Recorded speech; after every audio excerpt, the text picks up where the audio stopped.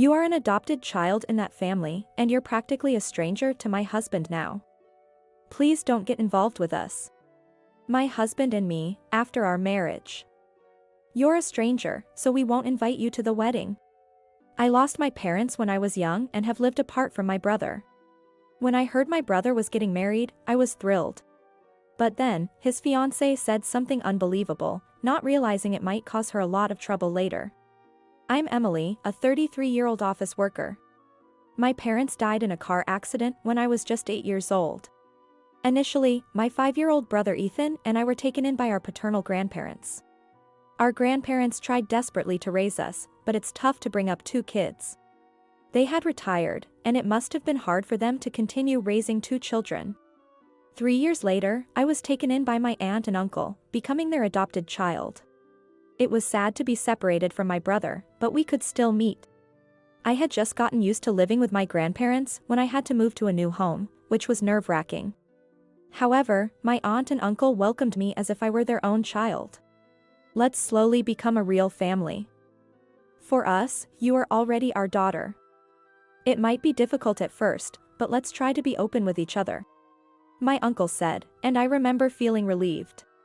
I later found out that my childless aunt and uncle decided to adopt me after much discussion. Their home was a bit far from my grandparents, but a 30-minute train ride away. And I thought I could visit my brother on my own when I got a bit older. That's how my life as my aunt and uncle's daughter began. Being blood-related and having a parent-child relationship are not the same. At least, that's what I think. A mother isn't only someone who gives birth. Over time and through shared experiences, a parent-child relationship can develop. I learned this through my life with my aunt and uncle. There's no blood relation between us, but we're definitely parents and daughter, a family. I only told close friends, and they were surprised to hear we weren't blood-related. A friend's mom once told me, "Emily, growing up so well-adjusted despite such circumstances is impressive, but I don't think it's anything special." It was just the love and patience of my aunt and uncle that were remarkable. At first, I couldn't fully open up, was stubborn, and even rebellious at times. I'm deeply grateful to the 2 who continued to face and accept me, and now I truly think of my aunt and uncle as my parents. As an adult, I wanted to give back to them, even just a little. With this in mind, I joined my uncle's company, worked hard, and now I'm a supervisor. I kept in touch with my brother regularly. Once we both had cell phones, we communicated directly through texts and calls, and I would visit him sometimes. But after high school, our meetings became infrequent, and he would only reply to my occasional texts. It's common for siblings of different genders to drift apart as they grow older. My brother grew up well in my grandparents' house, remaining kind.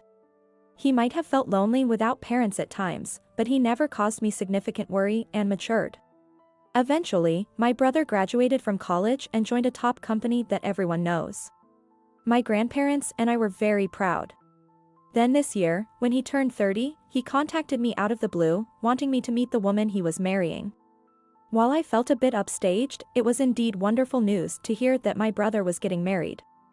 I regret that our grandparents, who passed away in the last 2 to 3 years, couldn't be here to celebrate. They surely would have been overjoyed. A few days later, my brother brought his fiancée to meet us at the house where my aunt, uncle, and I live. Let me introduce you. This is Samantha, my fiancée.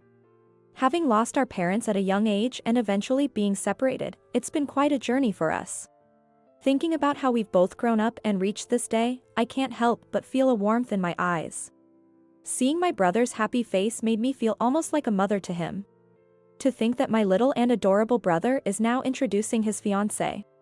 I'm his sister Emily. Thank you for coming today. I smiled at his fiancé. Ethan, I'm so happy to see you after so long.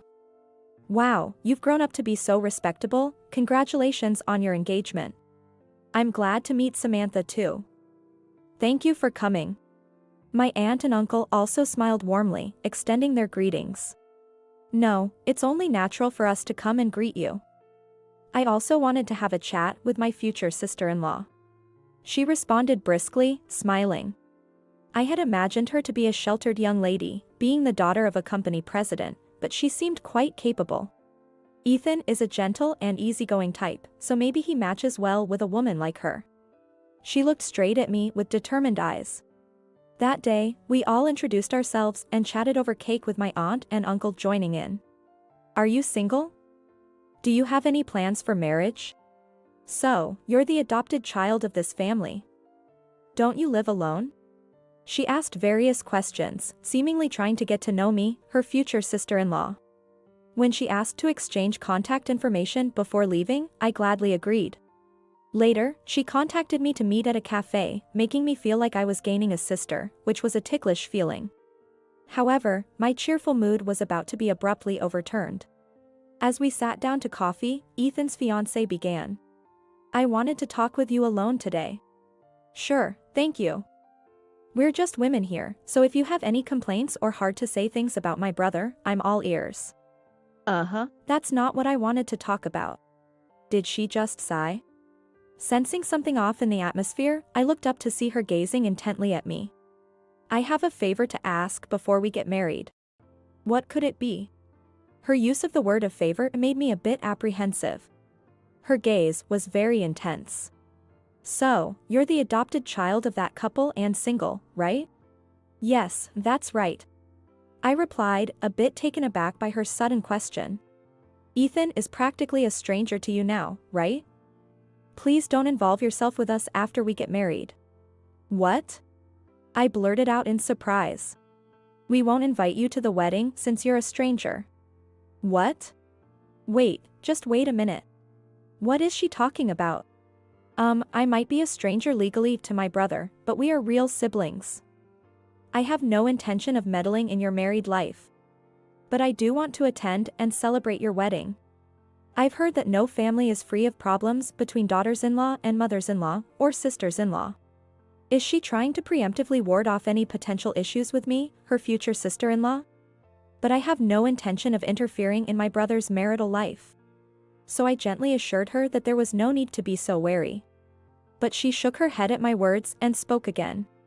Please don't misunderstand. I'm saying you're a stranger to us. Family yet considered strangers. I couldn't comprehend what she was saying and tilted my head in confusion. Ethan and you have been strangers for a long time, right? And you're still unmarried and living with those elderly folks. Not even on your own. Being an adopted child and single, it would be troubling if you were to rely on us in the future.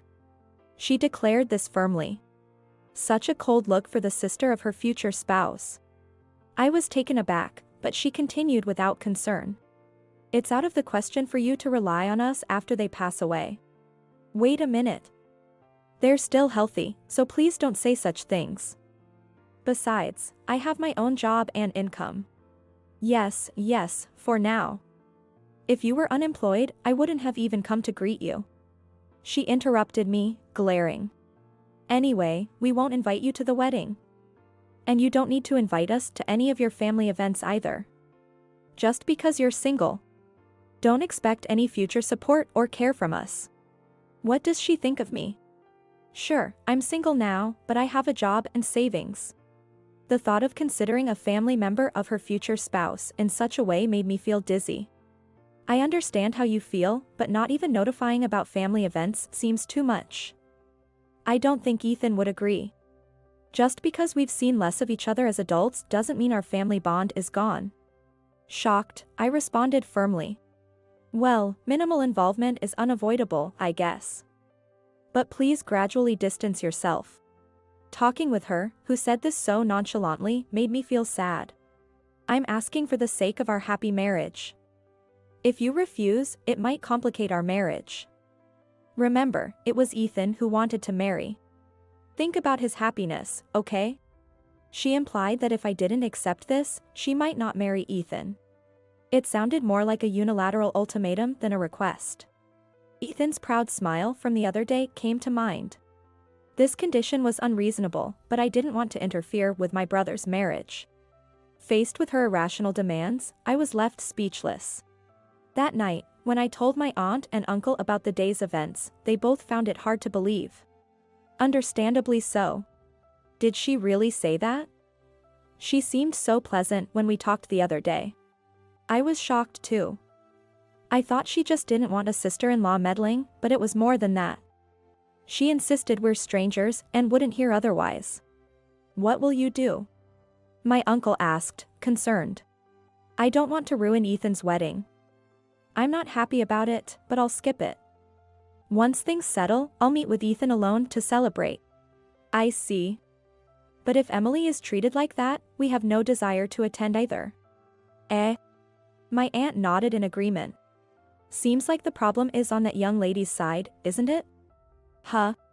I looked puzzled, and my uncle nodded with a slight smile. Then came the wedding day. The sky was clear and blue. I should have been there to witness my dear brother's special day up close. But it couldn't be helped. Then my cell phone rang. The screen displayed Samantha. I had saved her number affectionately, thinking she'd become my sister-in-law. But now she's a stranger, not a sister. I felt no obligation to answer the call. The phone stopped momentarily, only to ring again immediately. Ignoring it only led to more and more calls. On the wedding day, I wondered how the bride, Samantha, had the time to call like a demon. Annoying. I muttered, and my aunt and uncle seemed to guess who was calling, chuckling wryly. I switched to silent mode, but now my cell phone kept vibrating over and over. I wondered what kind of face Samantha, who had bluntly told me I was a stranger, was making now. The calls finally stopped, but my phone's call history was filled with a Samantha's name. A stalker, perhaps? The thought made me laugh. There were a few voicemails, but I didn't feel like listening to them. That afternoon, as my aunt, uncle, and I were enjoying our favorite donuts, the intercom rang insistently. When I went to the door, Samantha, Ethan's fiancée, burst in furiously. Hey! Why aren't you answering your phone? Do you know how many times I called? Aren't you supposed to be getting married today? What do you want at a stranger's house? Your fault the wedding's ruined. Excuse me? I smiled back, unfazed. You didn't let your uncle and aunt attend because you weren't invited. I haven't done anything. I just didn't go to the wedding, as you told me. What? That's right. You told me, who wanted to attend my dear brother Ethan's wedding, not to come because I'm a stranger. Why should I answer a stranger's call? Don't be so. What do you mean? So, why are you here? Well, because. Your uncle here is the president of the Electrical Industry Association, and someone started saying he wasn't there. Samantha. Ethan suddenly appeared. Ethan. Sorry. I thought she ran off without listening to me, but she really came here. Sorry, Emily. I didn't know anything. What happened? I heard from Samantha that you wouldn't attend. She said you had to meet your boyfriend's parents on this day. And it was hard for you to tell me. I thought that was understandable. Oh. Quite a convincing lie for a reason not to attend my brother's wedding. I was impressed. Then today, when attendees noticed our uncle's absence, they started asking why the chief guest wasn't there. Someone close to our uncle said. Because his daughter was denied attendance. And she's the groom's real sister, what's going on? Samantha's parents were shocked. Saying they knew nothing about it, and then relatives and other guests got involved, causing a big commotion. So the wedding turned into chaos, whether it was as expected or beyond. Biting her lip, Samantha glared at me again. Because of you, I was criticized terribly, called inhumane. If you had answered the phone and come to the wedding, things might have been different, you heartless person. Who's heartless here, I wonder? Uncle, who had been observing quietly, stood up and spoke. I decided not to attend on my own. Emily, in fact, wanted me to be there for her brother. What? I'm a businessman and currently the president of the Electrical Industry Association. I have connections with Ethan's major manufacturing company and your father's component factory, but you've just ruined a good relationship. Ah. Your thoughtless actions are going to make your position and even your father's company's situation very difficult. What? By the way, Emily is now a supervisor in our company. She's indispensable, studying technology and management every day. And she's been the secretary of the Electrical Industry Association for 2 years now, building quite a network in the industry. What? Samantha, who had underestimated me as a poor, troublesome, single woman, opened her eyes wide, uttering a ridiculous sound. Indeed, Emily and Ethan lost their real parents when they were young. It's more sad than we can imagine. Uncle's voice was calm yet dignified. But Emily has bravely and positively carved out her life. Judging her foolishly just because she's adopted and single is far more foolish of you, Samantha. Samantha was left speechless. She had no words to counter my uncle's argument. Yet again, she lashed out at me. This liar. If your uncle is such an important and wealthy person, you should have told me. Then I would have let you attend the wedding. Enough already. I sharply dismissed her childish behavior. I tried to talk about my work. But you were the one who didn't listen, remember? And we all introduced ourselves on the day we first met. You only remembered that I was single and adopted. People like you, who judge others only by their titles or appearances, end up in situations like this. I'm not living here because I can't afford to live alone. I want to be with my parents. But we are a family. Now, as a stranger, you should leave. Wait. You need to help me out here. I'm being made out to be the bad one. As a sister, do something. I'm not your sister, I'm a stranger. I corrected her with a smile. I'm adorable fiancé of your brother, so I'm like a sister, right? There's no point in this conversation. You should take responsibility for your own words. I'll take back what I said before if you help me smooth things over. There's nothing a stranger like me can do. What? Wait. Goodbye, then. Wait. No. Come on, let's go. I still have a lot of questions. Ethan reluctantly led his protesting fiancé away. Afterward, Ethan and Samantha's engagement was called off, and she was saddled with the wedding cancellation fees. She complained, but her parents accepted that it was her fault. Despite being a president's daughter, her father's company was just a small factory. Maintaining relationships with Ethan's major company and my uncle's Electrical Industry Association was crucial for the factory's survival. Now, due to her actions, her father had to apologize profusely. Samantha, having caused such a mess, was reprimanded and not allowed to return home. She tried to stay with friends, but after the wedding fiasco, they distanced themselves, and no one offered help. Ethan came to apologize, reflecting on his choices. She only liked me because I worked for a major company and had no parents to trouble her. And the way she treated you like an obstacle. I hate that I couldn't see through her. Ethan slumped, and we all tried to comfort him. It's good that you weren't married yet. And she was pretty. It's not your fault for being deceived by someone who hid her true self. Ethan, you are too kind. It's a shame about her, but someday you'll find someone who truly cares for you. I hope so. Here, Ethan, your favorite donuts. Let's have some coffee. This incident somehow brought me closer to Ethan, with whom I had lost touch as adults. I realized I had also been neglecting to contact my brother. The initial news of his engagement was the reason for our reunion, so in a way, I'm grateful to her. Watching Ethan and my aunt and uncle talk like a real family, I pondered these thoughts. Friends, lovers, family. Maybe we take those closest to us for granted and forget to show them care. I resolved to cherish my loved ones more. How are your loved ones doing?